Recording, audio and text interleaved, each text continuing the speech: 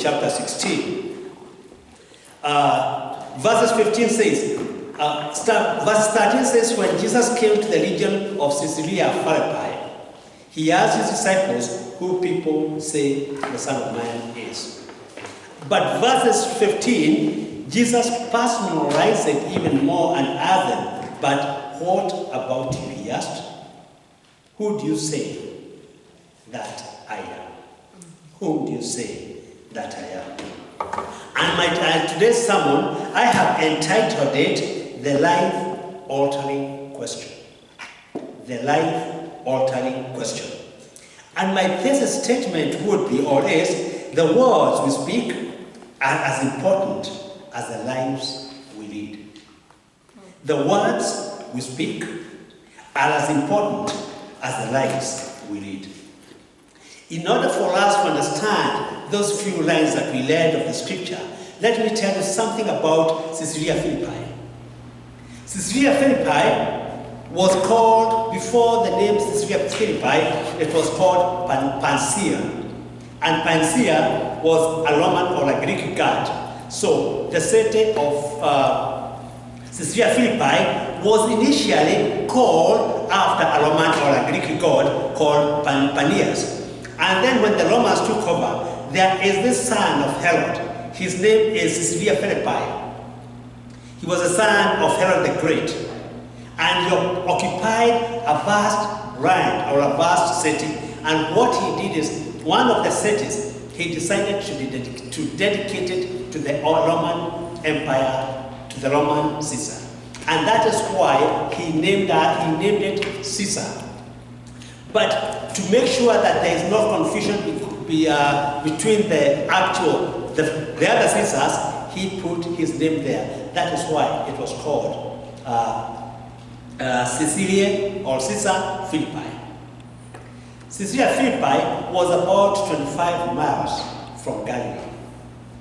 So it was far. And what Jesus did, he took his disciples from his comfort zone, took them 25 miles, over 34 kilometers, to Caesarea to talk to his disciples. He did not take them to Bethlehem. He didn't take them to Jerusalem. He didn't take them to Judea. But he took them that far to the pagan country, to the pagan world, to the Romans city, the seat of power, which had been named Caesar. And in this city of Caesarea Philippi, there were all the carvings on the walls for the previous leaders, kings, Caesars, who were there before. And that is where Jesus brought them. A city whose walls were decorated with carvings of past great men, kings, and their kingdoms who had come before. And you would have thought, why did Jesus do that? Why would he go and try to attack the Romans instead of just taking his disciples to the familiar places? Because if the disciples would have answered the question the way it was supposed to be answered, then the answer would be reasonable. Who do you think? Who do you say I am? And the Romans believed that Caesar was God. And Caesar was the ruler. So if anybody else would go against that principle of Caesar being the ruler, then that would have been reasonable. So what Jesus did was to take his disciples to a place, the city of the Romans, and then ask a question that was reasonable. And there, Jesus asked them, whom do you say that I am? And not only did he say that, he asked them, who do the people say that I am? If you want to understand a little bit better of what Jesus was doing here, it's like me taking you today to Mount Rushmore in South Dakota. You know that mountain that has all the kings, the president's faces. We have George Washington, we have Jefferson, we have Abraham Lincoln, and we have Theodore Roosevelt. If I would take you there today, and then at the bottom of the mountain ask you, who do you think I am? Your first initial idea would be, why do you think you're one of the mighty kings? Why are you bringing me here? Because you would have wondered, why didn't I ask you that question here in Pullman? Because if I ask you that same question here in Pullman, you'll say, oh, you're a priest, you came from Massachusetts, and we know it's simple. But if I would take you to Dakota and that particular spot and ask you, then your perception would change. Or assume I take you to Washington Memorial Monument in Washington, D.C. and ask you the same question. You would think, why am I doing that? What do I want to construe, or what do I mean? Or assume I take you to Trump Towers in New York and ask you, who do you think I am? Then you would first think, why here? What am I trying to say? Am I trying to say that I'm wealthier than Trump? Or assume I take you to Las Vegas and ask you the same question. The world center of entertainment. You'd think, does that mean that he knows to entertain people more than it is in Las Vegas? Or assume I take you to Hollywood and ask you the same question. Your perception in answering this question would be different. And that is what Jesus did. So I don't know what kind of a question he expected. And, it is interesting about Jesus Christ.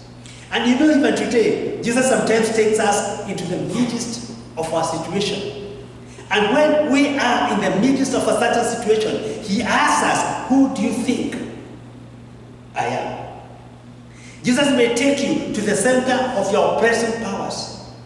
And it is in that situation he'll ask you, whom do you think I am? Or he may take you to the center of your life's experiences. When you are enjoying or experiencing life in a certain way, and in that situation, ask you the same question, whom do you think I am? Or he may take you to your most valuable possessions, your wealth, and you're enjoying your wealth, and at that particular time, he asks you, whom do you think that I am? He may take you in your lifestyle, your most dreaded life. He may take you somewhere that you would never like to be. Somewhere you are dreading never to be there. And he takes you there. And when you are right there in that situation, he asks you, who do you say that I am? In the midst of your situation, he asks us who we think he is. And it is very interesting how Jesus did this. The first question was, what do people say that I am? That was a question of public consensus. It was just like asking, what are the polls saying? What is everybody saying? What are people in Pullman saying? What are people in Washington saying? And we know the CNN is very good in delivering the polls or giving us the polls. Or what are the data showing? Or what is the media saying? So that was a question that had a public consensus and appeal. What are the people saying? The problem with that kind of a question is when we generalize a question, we sometimes miss the mark. And we as Christians, a question of public opinion may distort our faith. It may distort our belief in God, because the question good is, what is everybody thinking? And the problem with that question is, we think that what man says is important than what God says. When we answer that question based on the public consensus, what everybody is saying, then sometimes we lose our focus and end up answering the question the same way the polls are saying, the same way other people are saying. Even though sometimes we may think that that is not correct, but because everybody believes it, everybody is saying it, we end up saying it. So that is one of the reasons why Jesus asked to know the perception of the people. What had people observed? What was the data saying? And the disciples were very quick to answer. They said, the Pauls are saying that this is John the Baptist who has been resurrected. And it is true, they were right because they had seen Jesus resurrect Lazarus. So they knew that this guy may be John the Baptist. That is what some of the Pauls were saying. And the other thing, hold on for a minute. The Pauls are saying that this is Elijah. And they were right because they knew about Elijah. During the times of Elijah, he had performed a lot of miracles. And this time, Jesus had already performed a lot of miracles. So some people say, this must be Elijah. So the Pauls, on the other side, that's how it's saying. Others said, hold on. My Pauls are saying that you are Jeremiah. And why were they saying it was Jeremiah? You know, when Jesus went, when Lazarus died, and he went and started mourning with the people, and the Bible says he wept, and we know Jeremiah was known as a mourning prophet. So they were like, we got him. It is him. Yes, they had ideas, but we know that they were all wrong. The Pauls were not correct. Others say, hold on, Mr. Jesus. The Pauls are saying, you are just another prophet. It is true. We had seen so many prophets since the time of Moses. And they are saying you are just one of them. You are going to come, you are going to live your time, you are going to die, and then you are going to move on. All right. The problem of us using data, the polls, is sometimes it may mislead us. It may have an element of truth, but we may miss the meat or the actual thing about the question. And you know, in today's culture, we have a culture that relies on data or data polls, or relies so much on the polls. And one other mistake about relying on the polls, the culture of data polls which we use these days, is it has pluralistic compromise. By that I mean, pluralistic is like everybody is saying this, so we are all saying it, so that must be true. And there is an error when we have a pluralistic compromise, when we compromise because the majority are saying it. And let me give you an example. And you have heard about it. Some people say, whether you are Hindu, or you are Muslim, or you are Buddhist, or whoever kind of worship you have, you worship, whether you worship a dog or a cow or whatever it is, that is okay. We are all going to the same place. The only thing that we are doing is we are following different rules. And we know, we have heard about it. Because when we have a pluralistic compromise, we agree that we are all going to the same place, but we are just taking different routes. But what happens when we do that? We miss the mark. We agree that it doesn't matter worshiping whatever kind of worship we have, because we are all going there. Pluralistic approach is erroneous. The other approach, when we are using the polls or the data, we have the political correctness. By that I mean, sometimes we always like to be politically correct. We know what we are saying is not right, but because it is politically correct, because it is being accepted by everybody else, then we agree to that. And that becomes an error as Christians when we agree on political correctness. We say, they are doing that, that is okay. So long as they are fair, they believe in God.